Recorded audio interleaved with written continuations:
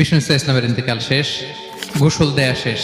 আমরা যেমনি মারা গেলে আমাদের জামা খুলে অন্য একটা জামা পরিয়ে গোসল দেয়া হয়, বিষ্ণু ইসলামের ক্ষেত্রে এটা হয়নি। ওনার গায়ের জামা খোলা হয়নি, যেই জামাটা ছিল ওই জামাটার উপরই গোসল দেয়া হয়েছে। এবং বিষ্ণু ইসলামের জানাজার নামাজে কেউ ইমামতি করেনি। কে হবেন ইমাম? উনিই তো ইমাম, গোটা বিশ্বের ইমাম। 5-7 জন করে দরজা দিয়ে, এই দরজা দিয়ে ঢুকে নিজেরা জানাজার নামাজ পড়ে ওদিক দিয়ে বেরোয় যাচ্ছে। এইভাবে পুরা উম্মাহ, সব সাহাবারা নিজেরা জানাজার নামাজ পড়েছে। এবং নবীদের বৈশিষ্ট্য হচ্ছে নবীরা যেখানে মারা যায় ওখানেই কবর দিতে হয়। বিষ্ণু ইসলাম মারা গিয়েছিলেন আম্মাজান আয়েশা রাদিয়াল্লাহু তাআলা আনহার ঘরে, ফলে ওখানে বিষ্ণু ইসলামের কবর হয়েছে।